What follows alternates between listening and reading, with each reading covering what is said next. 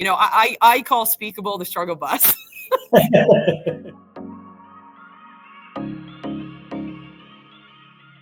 Welcome. Today I'm joined by Melissa Brown, a French teacher, and we're going to talk through a little bit about Speakable.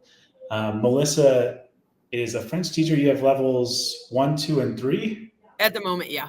at the moment. And you've been teaching for over About 20 years? 20 years-ish. Yeah. Okay. Yeah. Okay. So you have a little bit of experience. So we're gonna kind of go through some of the challenges of just teaching the French language, how you use Speakable, what the students think of it, and then at the end we'll kind of wrap up with any advice that you have for other teachers that are using Speakable. Sure. Before we get into it, what inspired you to become a French teacher? Oh, I'm sure everyone has a torrid story. I was always interested in languages as a kid. I just was, a Midwest kid. And speaking other languages seemed very glamorous when I was young. And I thought, I just want to be one of those people who can just, start riffing in another language at the grocery store and those kind of things. And it always seemed very aspirational. And then in high school, you had a choice of Spanish or French, and Spanish is great too. I also speak Spanish, but at the time you had to pick one, and French just seemed like the one that everybody wasn't doing. So I picked that one, and it just kind of went from there. I did 4 years in high school, and then I chose to continue at university for a lot of electives, just continued doing language, and did a short study abroad. And that really got me excited about languages, when it becomes practical and you understand that it's not just a secret code that you have to pass a test with. And then I finished my degree. I moved overseas, totally forgot about it for a while, just did some other things, came back to it. Did a career change. I used to be in business marketing, and then I decided I wanted to be a teacher. And when I went back, my original majors were business and French. So I thought, I always enjoyed it. So I'm going to go back and dive in and see if it's something I want to do. And it turned out it was still there. It was just in a file in the back of my mind. And as soon as I started using it again, it came right back. And so, I got a teaching degree. I moved to France for a while, did the thing. And then I came back, and I've been teaching ever since. And it was the best move. I've enjoyed every day of it. There are always hard days. There are difficult things. I have an inspiration wall behind me to remind me why I do what I do. Because some days it's hard, but it's also super fun. And I've just never looked back. It's something I still love getting up in the morning. So it's all right. So what is it that because you could have had a career in business or something else, there must be some just intangible reward to teaching that you get from it. What is it that you really love to see, or what gives you kind of satisfaction? Right. I've always enjoyed teaching people how to do things, like just breaking down something into a way that was, easy to grasp and allowed people to figure out how to do things. I've always been pretty good at that, whether it was sports or academics or anything else. It came fairly naturally. I really enjoy teaching because one of the things I love to do is inspiration. Kids know I'm all about like the inspirational quotes. I love telling stories about, people that got through difficult times and how to just try your best and, grab the wheel of the struggle bus and hit the gas and, all those kind of things. So I really love being able to be with young people who appreciate people who care about them, people who tell them the truth, and people who push them. With love, but who push them to be better, right? And I love all those things. I just naturally am drawn to all of those things. So I really enjoy the fact that I can tell my kids the truth. You can be honest with them and just be like, hey, this is how it is, or this is what you need to hear. And they appreciate that. They appreciate that somebody cares enough about them and wants to tell them stories about how life can be much bigger than the life that maybe they're living right now. I was that little kid who wanted something bigger and more aspirational. And I just had the right people in my life to show me that was possible and, personify all of those aspirations that I had when I was younger. And I want to be that for other people. I want to help young people feel like they can be global citizens. They can be proud to be Americans, but also understand that it's a much bigger game and that there's so much more that you can be a part of and participate in. especially if you appreciate culture and are willing to reach out to somebody in their own language. It changes the game completely, and it's just so much more fun. And have you seen over the years students that you've had go overseas or move to France or a country where they speak French as their native language and have a similar experience? Oh yeah. As Yeah, you yeah, did? yeah. Whenever I have students that are overseas, I usually do Google Meet chats with them, like have them talk to the kids in class while they're overseas and talk about their experience and how they started in class, just like my kids now, and kind of how they got to where they are and why they're sitting in an apartment in Paris and how it happened. I like to show them that other kids have done it too. So yeah, I've had kids continue with overseas study abroads in college. Maybe they didn't continue in French, maybe they learned Spanish or Portuguese or Russian or something else, but the point was that the bug was there and they followed it, and they did something with it. Yeah, I mean, I have had a fair number that have gone on to do something with language and culture and travel. I travel with kids every 2 years, so that helps. I can kind of help them dip their toe in that pool. So they realize after, a couple of weeks of being overseas that, hey, I can do this. I could apply for study abroad. I could do a language thing somewhere, and because they've already, they pulled it off for 14 days. Well, if you can do that, what else can you do? Mm-hmm. Absolutely. And in past conversations with you, I feel like your approach is really based on helping students grow their skills. So there's Yeah. that component of being honest with them and pushing them. But let's shift gears a little bit. Like, what are some of the big challenges in teaching French? Obviously, there's challenges in teaching any new language, Sure. but are there things that are also specific to French that are just consistently difficult? Right. Well, I mean, based on my experience with Spanish and French, French pronunciation is special. And I mean that in a good way. I mean, my husband's French. I speak French at home. I mean, yeah, I mean, compared to Spanish, there's a letter, you say it. I mean, it's very straightforward. I mean, in French, 30% of the letters in a word are silent, or depending on what vowel they're next to, they change sounds. It can be a lot more challenging. And there are rules that you can learn. And French teachers know this, that really help with your pronunciation to understand that. But, when you're first starting out, and my kids, I mean, I'm in a Midwest town, these kids start French in either 8th or 9th grade, right? So helping them understand, what those sounds are and giving them a place to practice those because there is a lot of risk for them in the classroom, right? You're in a room full of teenagers and I'm asking you to take a bunch of risks and say a bunch of words you've never said before. I like Speakable because it allows kids to have individual practice at their ability level that they can show improvement and then mastery, and then I can challenge them even further.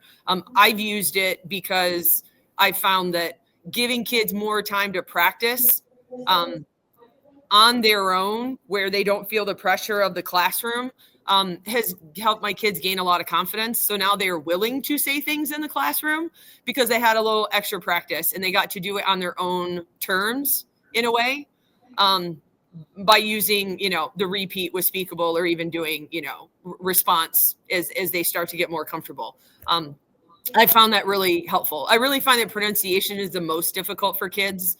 But speaking is most difficult for kids. Even when I was learning languages, right? I can read, I can listen like a pro, right? I can do all those things. I can write, but speaking is the final frontier. It is the hardest part of learning a language because the processing is just so much faster, right? I mean, I can read anything all I want. And then if I have time to write a response, I can take my time and formulate and practice in my head. When someone says something to you in a target language, you not only have to process what they're saying to understand what they're asking or what they're saying, but then you have to formulate a logical response. Very intimidating, right? It's a lot. And that's why, in most programs, not all, kids are really great at listening and reading and writing, but speaking is the one where they're really challenged. That's okay. But I think for me, I found that Speakable has helped me scaffold that a little bit. It gives them a chance to practice before I start requiring too much speaking on their part. We want to build not just the vocabulary that they're going to need to use, but give them a chance to practice saying it so they get a little practice under their belts before they start, putting it out there. I found that very helpful. How long does it usually take students to start to feel comfortable speaking French when they're going from kind of never having done it before? Is it something that happens a week or a month or a year, 2 years? I don't know. I mean, it takes everybody time. I think it depends on a lot of things, their confidence level in the classroom anyway. How much, for me, I find that creating confidence and competence go hand in hand, right? Most of the time when you build competence, you also build confidence, right? That's why we give kids chores to do at home. But, a lot of the vast majority of the kids in my program are here for 2 years, maybe 3. And there's only so much we can do, but we do as much as humanly possible. And part of that is, for me, making things as practical as possible so they know that what they're learning they could actually use, right, in a life situation. Practicing as much as possible.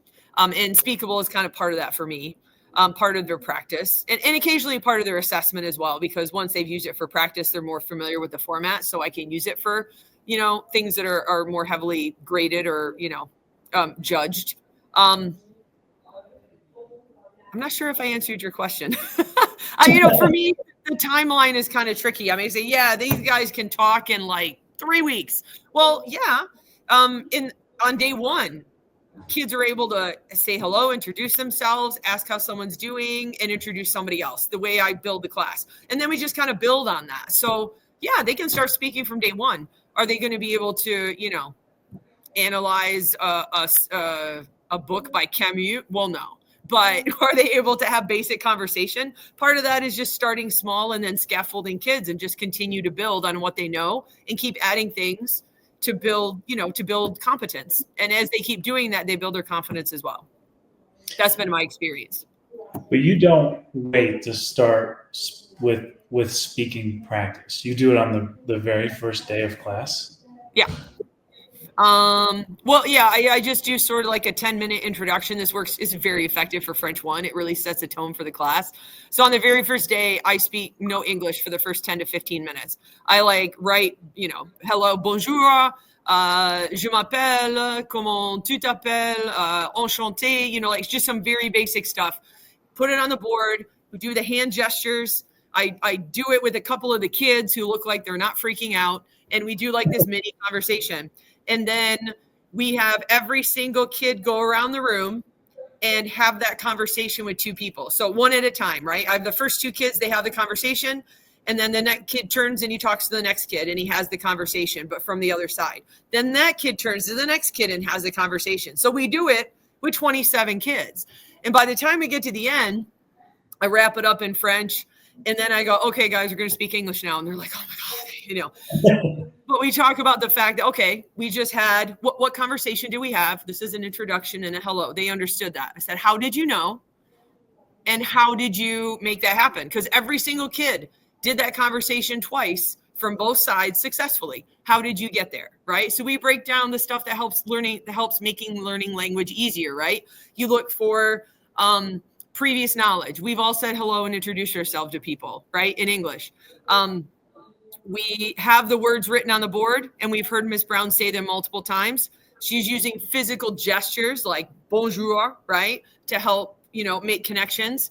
And you're hearing repetition, right? You're hearing this conversation over and over and over and over and over again. So even if you have no idea what's going on, you just copy what the kid before you did and you're going to get it, right? Or once you hear it 20 times, you're number 21, you probably got the rhythm down, like you know what's going on. So kind of we talk about all those ways that when you don't know everything and you're doing something new, what are some ways to help you understand what's going on, gauge the context of something, and figure out what you got to do. I'm like, those are the things I did to learn French. Those are the things I did to learn Spanish when I was living overseas, right? It's the same stuff.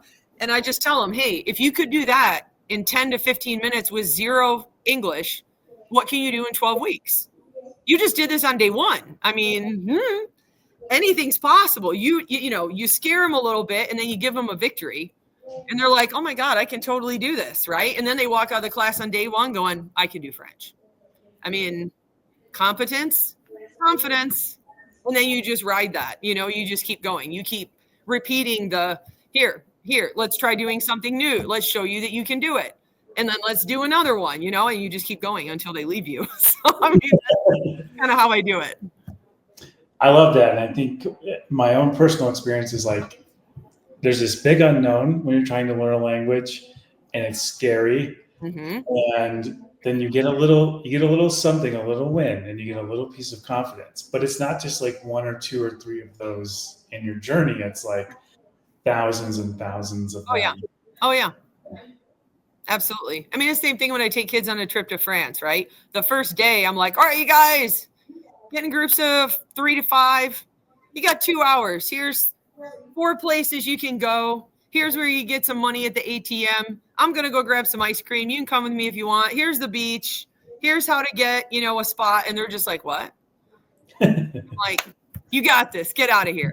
We're meeting right back here in 2 hours. And at first they're like, what? And then they come back in 2 hours and they're like, we got money and we went and found water and we got some sunscreen and we went down to the beach and we got towels. Blah, blah, blah. I mean, they're just going on, right? Victory, victory, victory, victory. And now they're like, okay, maybe I can do this, And after a couple, 3 weeks of being overseas, I got kids going, yeah, I think I'm going to I had a kid applying to a study abroad on the bus on the way to the airport to go home, on her phone. And it's just like, competence, confidence, it's just give kids a chance to prove to themselves that they can do something. And then, what can I do now? And then you just keep building on it. Yeah, that's my language experience too. I mean, it's scary. It's scary. It's intimidating. Right. But it doesn't mean you can't do it. It's just, I spend a lot of time telling my kids the struggle bus is transportation. It's not a threat. Like if you struggle through something, it only proves that you have the perseverance to come out the other side. That's a life lesson, right? But it really applies itself to language. I call Speakable the struggle bus.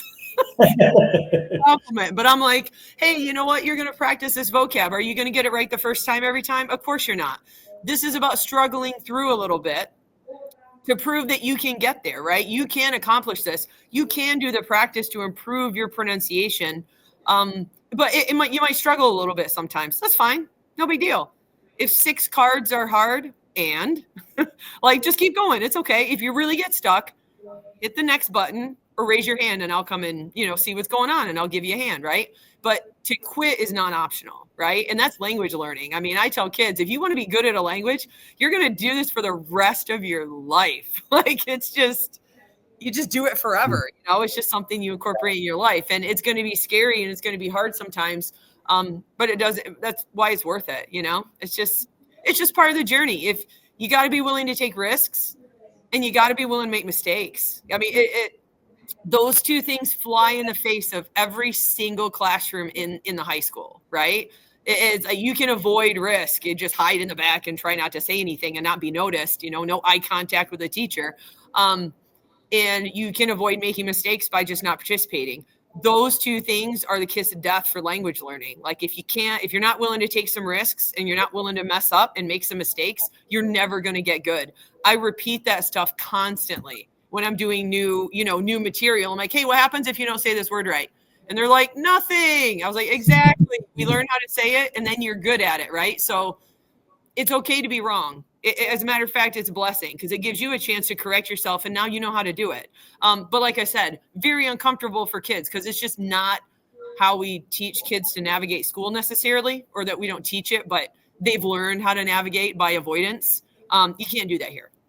So, you need a little help and we can provide that, It's a series of being uncomfortable, doing it until you're comfortable, and then finding the next thing that makes you uncomfortable. I mean, it really is, and who's going to raise your hand if you want to sign up for being constantly uncomfortable? I mean, most people are not super excited about that idea, but I mean, that's what language teachers do, right? We bridge the gap between that lack of comfort, and try to make it feel more doable, right? We kind of break it down. So it's not just all on them, right? We can help create boundaries and scaffold things and try to make it more approachable. So it's a little bit easier to do, you know, we're just Yeah. laying foundations, right? And hoping that they're going to run with it. Yeah. Yeah. Yeah. So how do you think about implementing Speakable in your classrooms? Do you have like what's called a strategy for where those activities fit in to your lessons? Yeah. Like tomorrow's Speakable Day for me. I started 3 units pretty like in the last 2 to 3 days. We started a new unit with new vocabulary. So I like to do a repetition Speakable within a couple 3 days of introducing new vocabulary so that they're diving into the words as soon as possible and practicing. So they'll get like a couple of days where we're working together and they're listening more than they're speaking probably. And then I just throw them in the Speakable. We do them in class. So I carve out class time. We have a late start tomorrow. So we have 50-minute classes, 50. And that's a nice amount of time. That's a nice chunk depending on the size of the Speakable. Mine are like 30 to 45 slides, but we've been doing this for a couple of years. So my kids are used to it. If I were starting out, I'd probably do a set of like 10, maybe 20, like don't make the kids drink from the fire hose on the first experience, you know, let them work into it. And then I have them, you know, do repetition. They have to do at least 2 correctly. And then I do my settings, you know, and I let them go. I take my kids down to the library because we can reserve library space. And so my kids can spread out if they, you know, they're super self-conscious. They want to hide in a corner. They can do that. I have other kids that want to sit near their friends. And, you know, they chit chat a little bit and they like to hear each other practice and help each other out, which is fine too. And collaboration's fine. They're helping each other. And I found that's been really helpful because that way I'm keeping an eye on what they're doing. I can make sure kids are staying on task. No one's cheating or trying to cheat, right? And I'm there to help because I'm the professional. I'm the one who's verified all the cards, so I know that they work, right? That it's there. And I'm there to support them. And I tell kids, you know, you can practice them as many times as you want, but if you start getting frustrated, hit next or raise your hand, right? And I will come and I'll have you pronounce it for me and we'll talk about what you're saying versus what you need to say, and I'll help you tweak that so you get it right. And usually if I go help somebody, it takes 10 seconds and they just have to tweak a vowel and then they've got it and then they're excited, you know? So that's how I tend to do it, especially at all levels, especially when we're starting a new unit. The upper level kids get repetition cards, but they also get response cards. So I might ask them a couple of questions that are related to the vocabulary and get them to give me a response to those questions to see if they can use that vocabulary in a complete sentence. But they're, you know, they've been doing this longer and they have more French under their belt. So I expect that from them. So I kind of add that in when we get toward the end of French 1. We start adding some of those response options in there just to scare them a little bit and give them something new, right? So they don't get too comfortable, like we said. And then when we get into 2 and 3, we start doing more, not only repetition, but more question and response kind of stuff. So they have to think through their vocabulary and use it in a whole sentence situation. So that's what I tend to do. When you have a new group of students, French 1 kids, and they're going to do their first Speakable. Yep. Do you give them some words of advice before they go into it? Oh, yeah. And then how frustrating is it for them? And are you going around helping a lot of them with that first activity? Yeah, it depends. I mean, you know, I found that sometimes the French can be a little challenging for the AI to pick up just because as we spoke earlier, right? French just has funky pronunciation versus some other languages that are also being taught in school like Spanish. A lot of it has to do with how you set up the activity, right? And what I mean by that is the expectations that you create in the kids. So I will create my slides and I will post them as an assignment. Mine are only worth 10 points, but you can kind of do whatever you want. And then what I do on day 1 is I will pull up the assignment and show them what they're going to see, right? And then I click on a slide and I show them where it says. I show them how to change the voice. So it's like, if you don't like this dude's voice and you're used, I had a kid who didn't like the male voice because he's used to hearing me speak, and it was easier to understand a female voice, so he switched the gender of the voice. Or like how to adjust, like how fast they talk, how to, we kind of like show them, go up to the pancakes and you can see all your cards and see how far you've gotten. Go to the 3 dots and you can change, speed and voice and all this stuff. So we talk about how they can adjust it if they need to. We do a couple 3 cards together. I show them how to, flip the card, how to play it, how to click on a syllable if they're just kind of stuck on a sound, and then how to do the repetition. And I always tell them, you wouldn't just listen to something once and then think you could do it. Listen, repeat it before you hit record. Listen, repeat, record, right? Give yourself a chance to practice. You don't send a kid who's never shot a basketball into a basketball game, you need to practice first. And listen, right? Listening is really important. And then repeat, and then give it a shot, right? If it doesn't work, listen, repeat, record, right? I tell them this isn't a race. I want you to take your time. This is about listening to what the sounds you're hearing and trying to mimic those sounds, right? I tell kids that you may not get it right away. I've had kids try the same card 57 times. Okay. Now I consider that persistence. I'm super proud of this kid, right? Now it took them 4 rounds of trying to get to 57. They didn't do them all in a row because that would just inspire way too much frustration, right? But they kept going back because they're like, I'm going to get this card. I mean, that's like music to a teacher's ears, right? I remind kids that they're not going to get it on the first try and they don't have to, right? This isn't a race. This is about getting better, and mastery takes time, right? So if you get frustrated, hit next, and then come back to that card later. When you feel yourself starting to get frustrated or upset, right? Just move on and come back to it later, or raise your hand and I'll come and help you, or come and see me, right? Happy to help. That's what they pay me the big bucks for, because I'm good at this, right?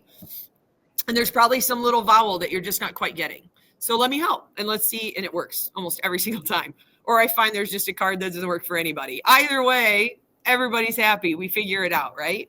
I remind them that this is a struggle bus activity, right? This is not going to be easy the whole time. It will get hard.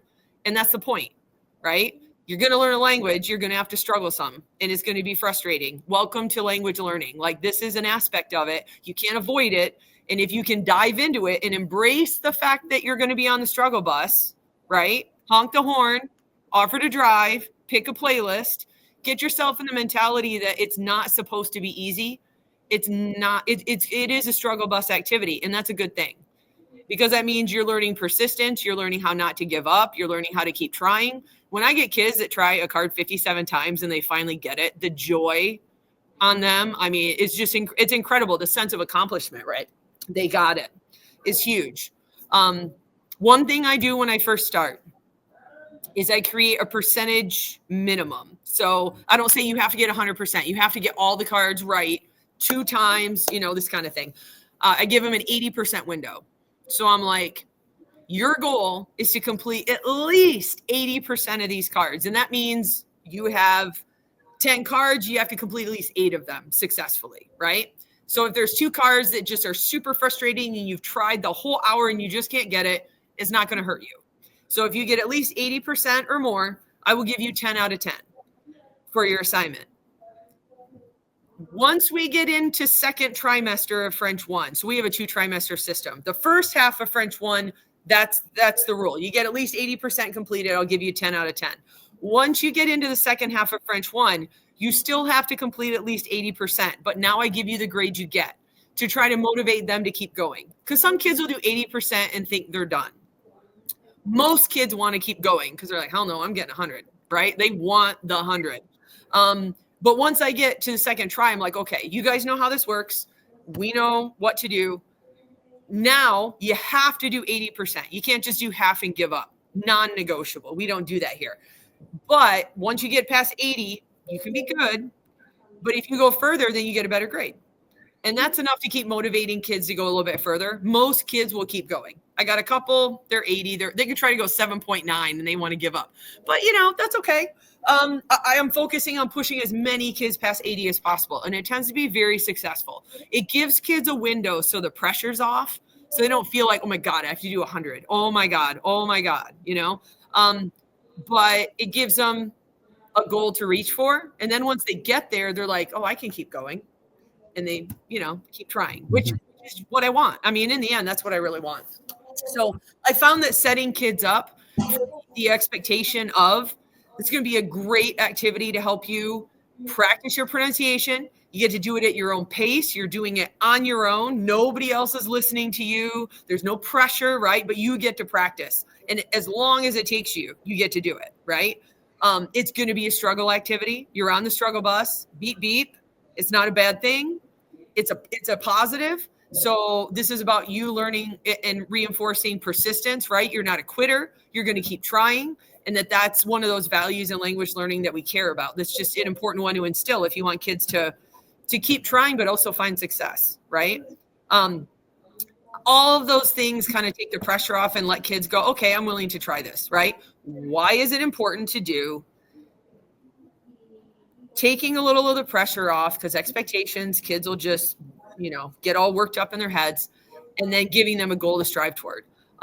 Doing that, and I do that every single class, every single level, every single time. We have this pep talk between every single one, right? And that I'm here to help you, right? Very, very effective. I find that really sets the tone for the activity and lays the groundwork for kids to want to make an effort. So I have very few issues with kids just kind of not doing anything or avoiding the activity. But, I've got GoGuardian, so I can watch kids' screens or walk around and have a look and say, hey, how are you doing? What's going on? And checking in with kids. And if someone looks like they're not doing much, I literally just sit down next to them both. Let's do a couple together and see how it goes, right? And then you just kind of get them going, and then you can leave and let them try on their own again. I find most kids are pretty self-motivated, and they do a really solid job. But you are really curating this experience for your Speakable Wednesdays from, having them go to the library. You can sit with your friends. You can be alone, so you're comfortable, and then you're kind of setting the expectation that this is going to be a challenge, but it's going to be rewarding. So you are really curating that experience to help make it more approachable. Mm-hmm. Did you start doing that right away, or is that something you kind of learned after you tried a couple Speakables? Oh no, I started doing it right away. Because it's a new activity. I did underestimate originally how much time they would probably need. Early on, I did a short amount of time, and then they needed to do it as homework. I didn't like that. I personally don't use Speakable as homework. To me, I just have the philosophy that I work a full-time job, and I don't want to do work after work if I don't need to. Kids work a full-time day when they're at school. So to me, between that and extracurriculars, I don't load them with homework. If it's not worth me grading and taking my time to do it, it's not worth them doing it.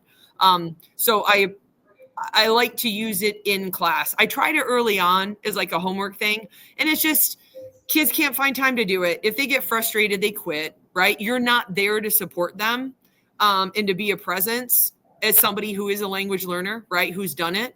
And I feel like that really takes away from the learning experience when Speakable isn't a substitute for me. You know what I mean? It helps. I'm a facilitator. It helps augment what my kids are doing. It helps bring new challenges and opportunities to class, but it's not a substitute for what I do in class. It's part of what I do in class. And I found ways to build it in. So tomorrow we're doing Speakable Wednesday, right?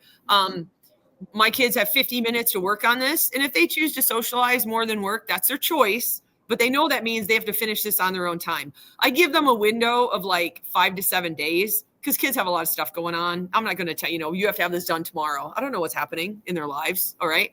But they know that they have to do that. And I will put a 0 in the grade book until they finish. So they know hey, you still got to finish this. But they usually have 70 some percent, 60 some percent done when they leave the classroom. So it's okay, you just need to spend an extra, 10, 15 minutes and knock it out. You can do that, And I find that, if kids don't have the entire assignment to do by themselves, no problem. Like they've already completed 3/4 of it. They just need to spend a little bit more time. And then that's okay.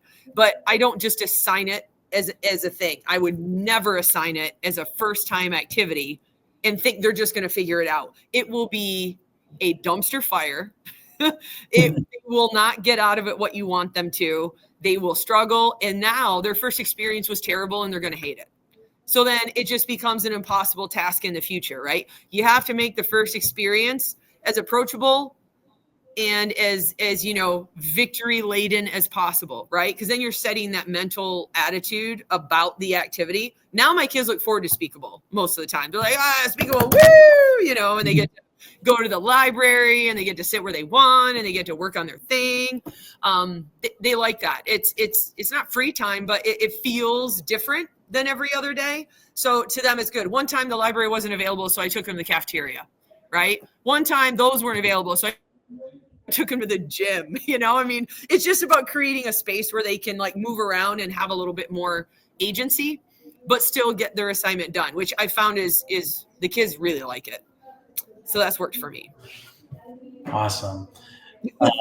The big question I think a lot of folks have is, do you think it works? Like, have you seen noticeable progress when you're using those Speakable activities versus, prior to that? Yeah, for sure. I do course evaluations in all of my classes at the end of every trimester. So I get feedback from students on every trimester, how did the class go? What went well? What helped you learn? What didn't? And because Speakable is still pretty new, I've been using it for 2 years. I ask specific questions about Speakable in my course evaluation because we do spend time on it. And kids consistently say, this helped me feel like I can pronounce things more accurately. I have more confidence speaking in class. Sometimes it's frustrating, but I know that's part of the gig. And it helps me like persevere and like do better at understanding French words and how things are pronounced and getting to know my vocabulary faster, right? More in depth, because it's not just looking at it and recognizing it. I can say it, right? I can hear it. So yeah, I've had very positive feedback from kids. There's always one kid that's like, this thing never understands me, right? But whatever. I mean, I read those too, but the vast, like 98% of my kids are like, yeah, we feel like Speakable is a worthwhile activity. It helps me out. Makes me more comfortable with my vocabulary, helps me learn it a little bit better, and allows me to practice in a lower stakes situation. So when I'm in class, I feel more confident to speak up because I feel like I know what I'm saying. So yeah, I found that most kids really, really feel like it's worthwhile. And can you kind of tell that it takes less tries to get the vocabulary words correct as the year goes on? Yeah, I think so. At least the simpler ones, like when I first start Speakable, I don't put whole sentences in there. I just wanted to practice words, right? It's French 1, maybe a couple of short ones, enchanté, je m'appelle, short ones, but I would never give them like big sentences at first. It's way too many sounds. You build to that. So this is a building, app. But no, I feel like, yeah, kids do feel more confident, and I build as we keep going. So as we get further in, like my French 2s are doing a travel unit. We're talking about air travel. So they're going to have more phrases, right? They've been doing this for a year and a half. So they're going to have more phrases about things they would say at the airport or questions they would ask someone at the airport. So they'll have something a bit more in depth. They'll still have some repetition with just a few words, but they're going to have some phrases that they have to repeat as well because they can, right? We're building challenge. But yeah, early on, yeah, they're just working on words, and we keep it simple and we give them that win. And then, like we said, we kind of build on that. As they develop that confidence, you can give them praises or even. Yeah, you can do more. Or you can do like, free response, or you can post a picture and ask kids to talk about what they see, have them watch a video and give you their opinions about what they watched and what they liked or didn't or whatever. I mean, you can set all that in Speakable. You can go pretty in depth if you want to, right? And we're working toward those things. But yeah, you can make it very, very simple, which I really encourage at the beginning. If you're new to this, please don't go nuts. Like, keep it simple, not just for you as the teacher, but for the student, right? You both want to be able to see what it can do and mess around a little bit. The first couple Speakables I did weren't even graded. I just wanted the kids to try it, tell me what works for them, what was frustrating, what would they want to keep doing something like this, just let them try it first before it becomes a grade, because once it's a grade, it just completely changes their mindset. Just let them mess around with it and give you some feedback first. And then they feel like they have some agency in it as well. Mm-hmm. Cool. So let's wrap up with this. If you had any, like, one piece of advice that you would give a French teacher that's about to use Speakable for the very first time, what would that piece of advice be? Does it have to be one piece? we can go as far as 3, let's say. Okay. Just embracing it as a part of your program, but not a substitute for anything. Like I said, to me, it's not homework. It's in class so that kids can get the support that they need, so that they see it as a positive activity. Flexibility to me is really important. It's all about being flexible. Be flexible with where you do it, right? Be flexible with how much, give kids that window. Like, I do the 80% window. Start small and build on it. Those are all, to me, about flexibility and using it for what's best for kids in that moment, in that class, in that space. Because it's going to be different from level to level or from group to group, and you can adjust, right? Differentiation is a really loaded word in education. It can be a very challenging thing to do. And I like that Speakable allows me to have some of that and give kids that time where they can, do it themselves one-on-one and at their level, and it takes them the time it takes them. And if they blow through it, then they're super quick, cool. And if they need some more support, then that's okay. That flexibility to me is really important. And that teachers have the same perseverance for it that they want in their kids, right? Don't try it once and be like, oh, it wasn't a smashing success, and then just like walk away. Nothing new worthwhile ever works that way. You have to play with it a little bit, let the kids play with it a little bit, see what it can do for you, and then find a way to incorporate that. But don't think you're going to do like one set and you're going to give it out as homework and it's going to be this great activity. It's education doesn't work that way. Like, learning doesn't work that way necessarily. Not when you can provide supports and inspire the kids to really get the most out of it. And I think that's my job, right? As the educator, Speakable is a tool, and it's a great tool that I get to use to make my classroom more engaging, more interactive, give kids different ways to interact with and experience the language. So there's always something that draws somebody in, and Speakable has been a great addition for me because of that.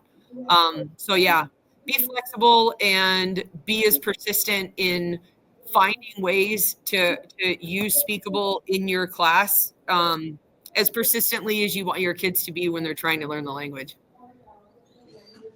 Very cool. And it sounds like be there to offer that support, because if they run into a barrier where they can't get one of the repeats correct, they're probably going to need their teacher to help them. It's a motivation killer, like when you're on your own. Or, what kids will do is they'll get frustrated, so they'll find a way to cheat, right? Because the pressure's on to get the right answer. And I don't want that for my kids. I tell them you're cheating yourself, right? So I'd rather have you be here with me where I can support and help out if you need it. And if you don't need it, awesome. Fantastic. But the point is, everybody can get there. So yeah, incorporating it into class time, however that looks for you, I think is just a really powerful thing to prioritize. I think it's going to make it a more successful activity for the class. It'll give a teacher more of what they want results-wise out of students, and it keeps you engaged with the kids, which to me is just super important. It's a team effort. We're working together to accomplish something. So we need each other. So I need to be there. Mm-hmm. Well, cool. Well, thank you, Melissa. I think this, a lot of folks, they start using Speakable for the very first time and they don't quite know how to incorporate it. And I think um, you being someone that's used it successfully for a couple of years, I think you're able to share some really, really good insights today. So thank you. Thanks. I hope to be helpful. I mean, I really like to see more people use it. I think it's a great resource, and it's been a great addition to my curriculum. So yeah, if anybody wants to reach out, I'm happy to help. But I want to encourage people to like give it a shot. Yeah, I think you won't regret it. Awesome. And folks can find your activities in the Discover library if they search Mel Brown. Yeah, I think so. Yeah. Yeah. Okay. Brown M. I don't remember what it is. I'm in there. You can find me. Yes. Okay, awesome. Thank you. All right. Thanks a lot.